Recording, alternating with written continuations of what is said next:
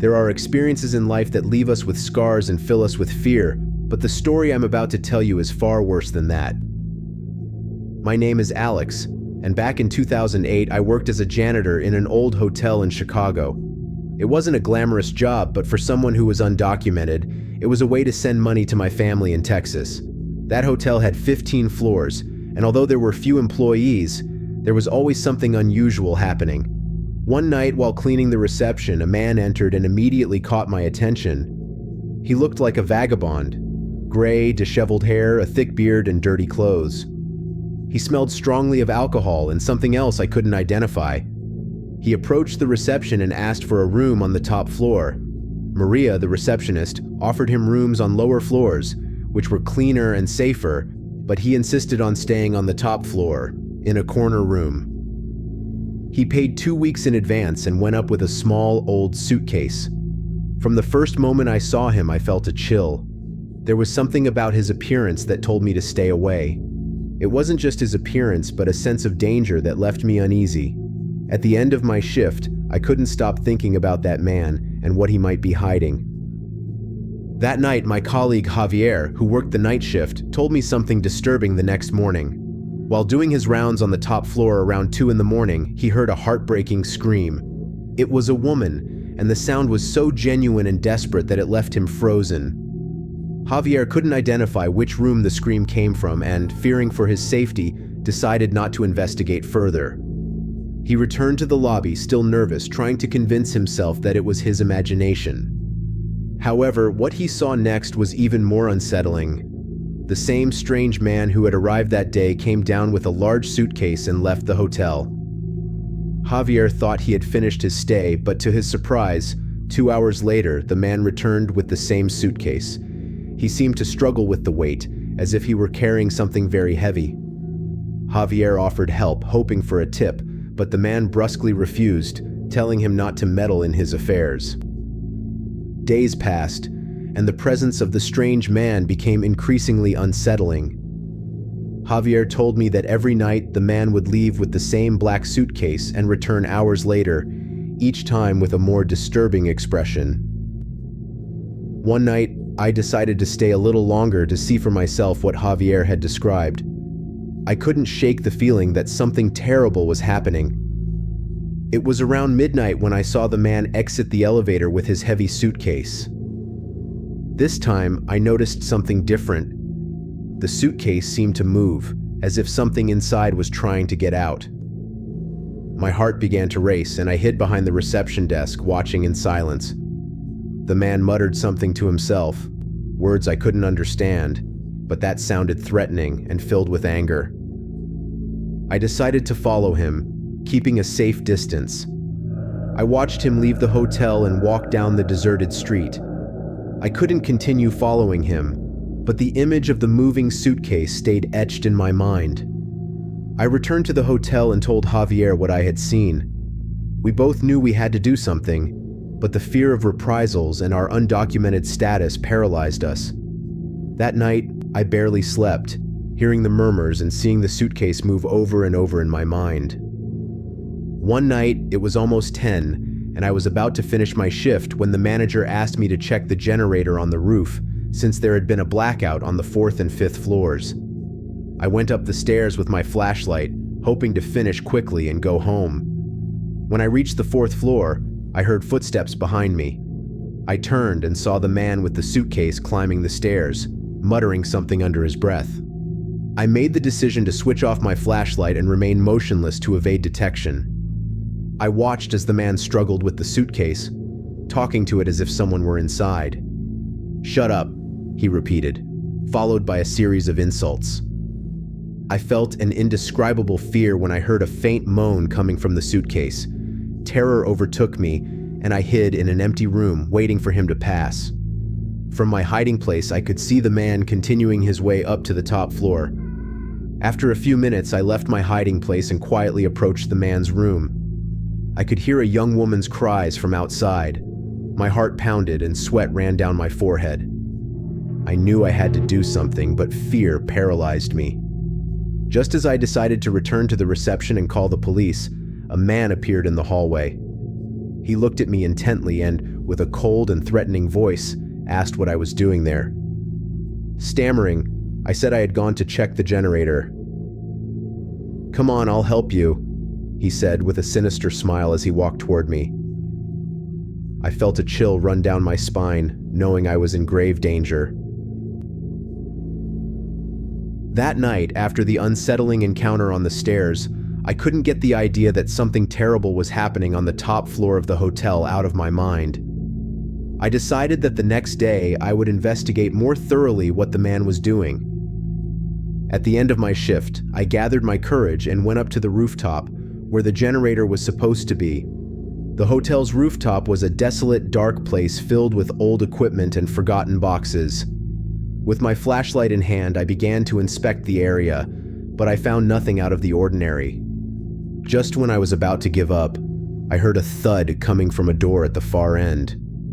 I cautiously approached and discovered that the door led to a small maintenance room I had never noticed before. I opened the door carefully and found something that took my breath away. There were traces of blood on the floor, and in one corner, a black suitcase similar to the one the man carried every night.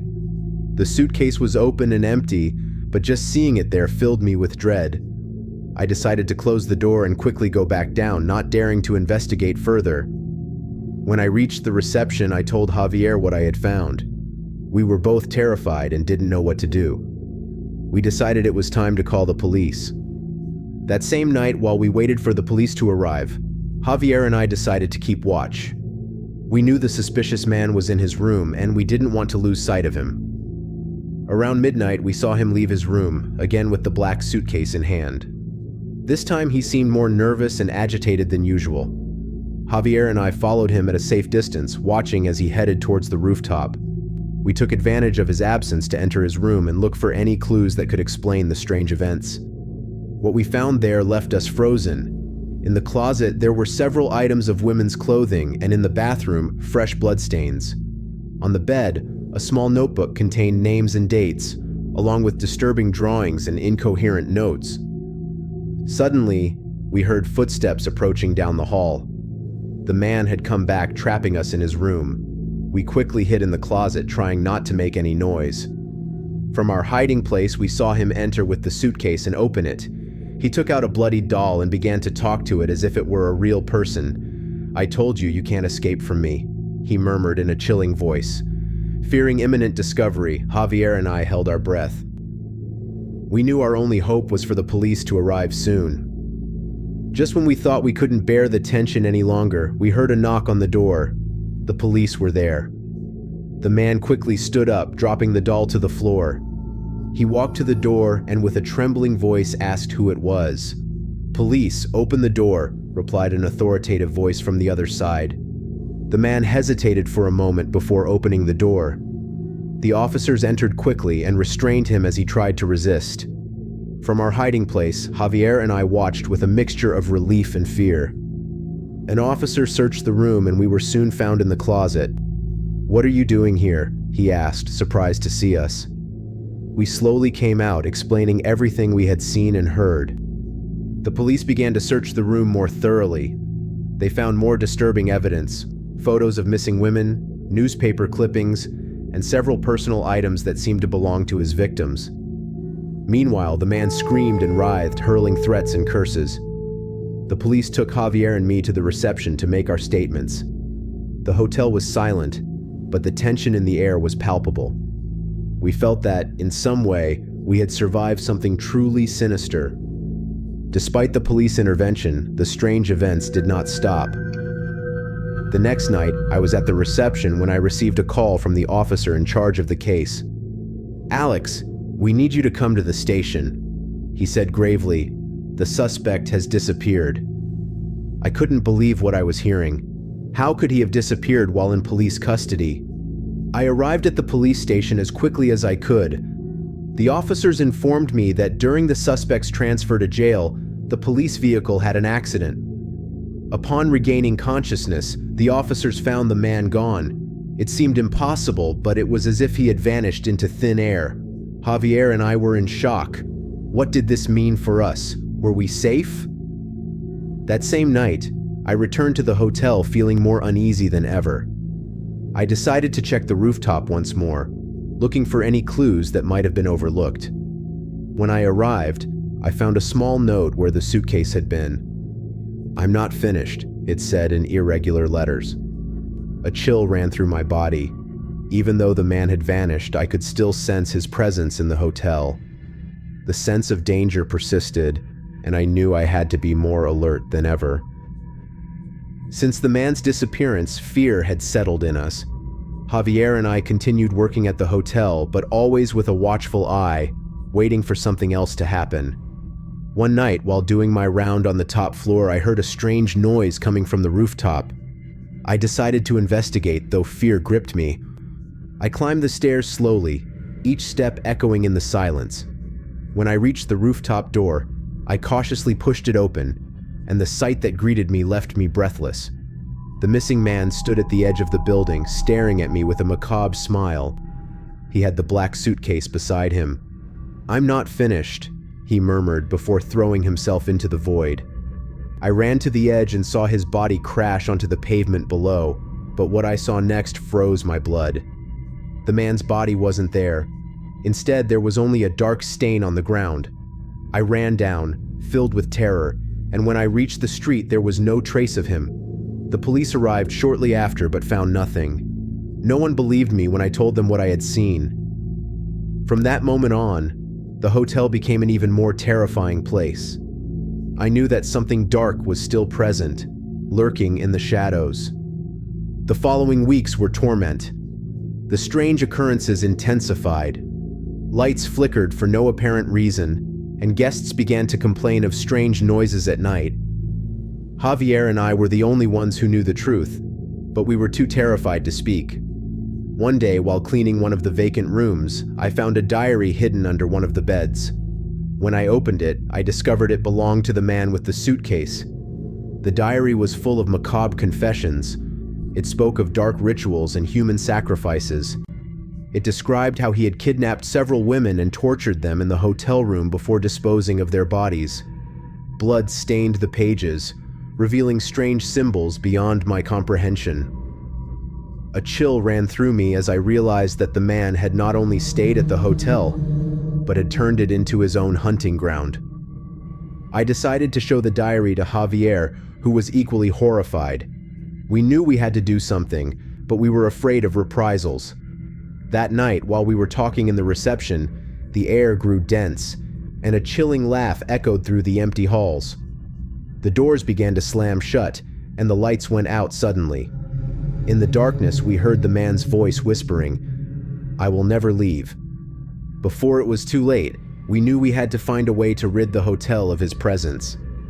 Over time, the hotel became famous for paranormal events, witchcraft, and the spirits of the damned that seemed to roam its halls.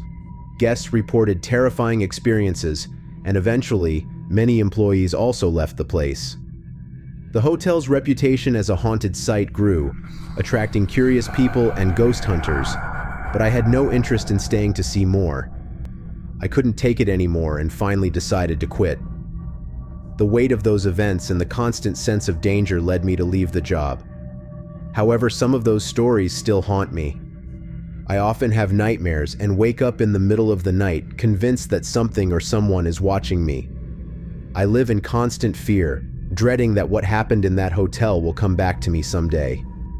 I really hope you liked this scary tale. I would be interested in hearing your opinions or experiences if you have any similar ones. Please remember to hit the bell symbol, like the video, and subscribe to the channel if you find it entertaining so you don't miss any more stories.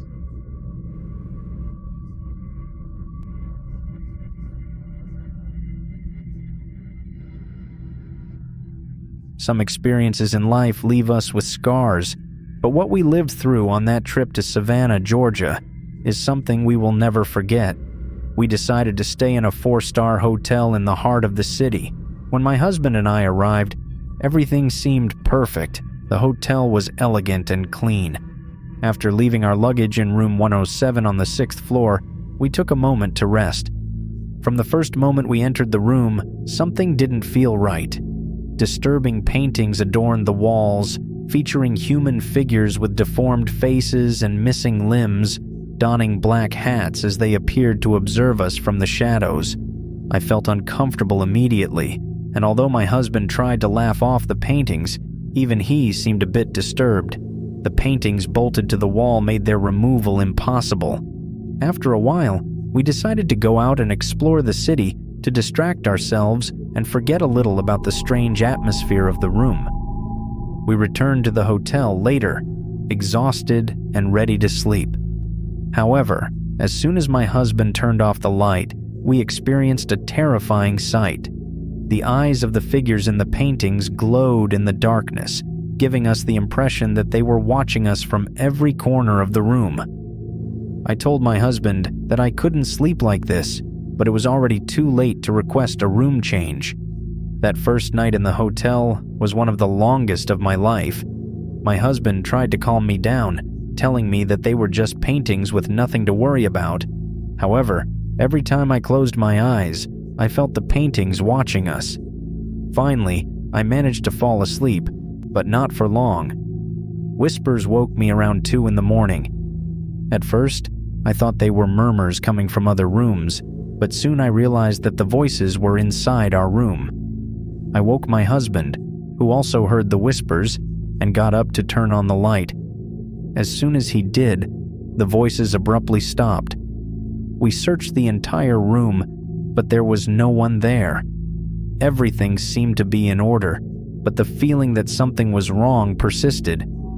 We called the receptionist to report what had happened. The receptionist assured us that there was no one in the adjacent rooms and that she would send an employee to check. While we waited, my husband and I sat on the bed, tense and scared. The employee arrived and checked the room without finding anything strange. Despite his efforts to reassure us, we couldn't sleep for the rest of the night, convinced that something else was with us in that room. After that unsettling night, we got up, hoping the day would bring some normalcy. Despite our efforts to remain silent about the whispers and the sense of surveillance, we both felt profoundly impacted. We decided to spend the day out of the hotel, exploring the beautiful city of Savannah and enjoying its rich culture and delicious food. We returned to the hotel at nightfall, exhausted but hopeful for a peaceful night. However, as soon as we turned off the lights in the room, the eyes of the figures in the paintings began to glow again. This time, the glow was even more intense, as if the figures were alive, staring at us from the shadows. A chill ran through me, and I knew I couldn't ignore it. We tried to sleep with the lights on, but even then, the atmosphere was oppressive. Every time we closed our eyes, we could feel the gazes of the figures on us. My husband tried to be strong, but even he was scared. Finally, we decided to call the reception again to request a room change, but they told us the hotel was fully booked and there were no other rooms available. We resigned ourselves to spending another night in that disturbing environment. That second night, something even more disturbing happened. We were trying to sleep when around midnight, the voices returned. This time, they were clearer and louder, as if someone were whispering right next to our beds. The words were unintelligible, but the tone was threatening and filled with hatred. My husband quickly got up and turned on the light, but the voices continued for a few more seconds before disappearing. We decided that we couldn't stay in that room any longer. We called the reception again, insisting on a change, but the response was the same. There were no rooms available. In an act of desperation, my husband suggested we leave the hotel and spend the rest of the night in the lobby. While packing some things, I noticed something that left me frozen. One of the paintings had changed. The figure in the painting now had an expression of agony, with even brighter eyes and a mouth open in a silent scream. We left the room hurriedly and went to the lobby. We explained everything to the night manager, who appeared skeptical but concerned. He offered us to wait in the lobby until he could find a solution. While sitting there, exhausted and scared, I realized we weren't the first to experience something like this. Other guests passing through the lobby looked at us with a mix of pity and understanding. The hours passed slowly, and we wondered if we would ever find peace in that place. That night in the lobby felt endless. While my husband and I tried to stay awake, I watched the manager talking with another employee.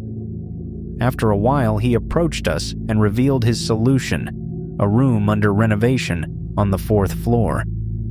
Although it wasn't completely ready, it was the only option available. We accepted without hesitation. We simply wanted to be away from the disturbing paintings and voices in the night.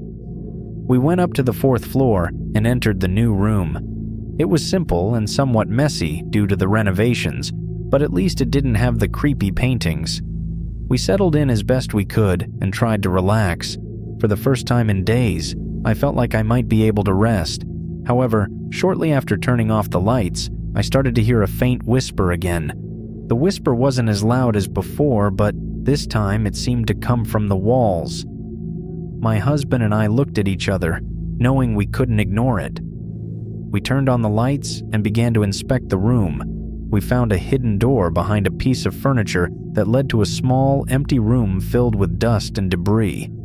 A whisper seemed to come from there. We quickly closed the door and tried to block it with furniture, but the feeling of unease didn't go away.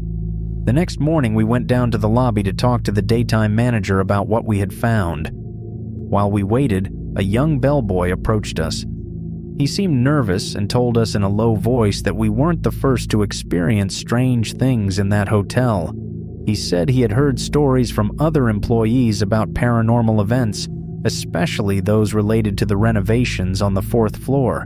The bellboy explained that the room we had been placed in was connected to a part of the hotel that had been closed for years due to unexplained events.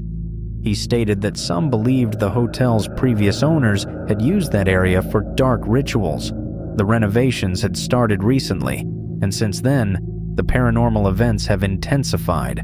My husband and I listened intently, becoming more convinced that we needed to leave as soon as possible. We decided we couldn't stay another minute in that place. We talked to the manager, explained our situation, and requested a refund for the remaining nights. Fortunately, the manager, who seemed accustomed to such requests, agreed. While packing our things, the bellboy helped us and gave us one last piece of advice. Don't look back when you leave. We left the hotel as quickly as we could, not daring to look back, hoping to leave those terrifying experiences behind. Despite having left the hotel, the disturbing images and sounds kept haunting our minds.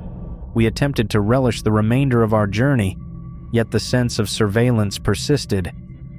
A few days later, we decided to return to the hotel to collect some belongings we had left behind in our rush to leave. When we arrived, we noticed the atmosphere was even more tense than before. We went to the reception and asked the manager to retrieve our things. While we waited, I ran into one of the cleaning staff who recognized me and told me that even stranger things had happened since we left. He said several guests had reported that the paintings in their rooms seemed to blink and move.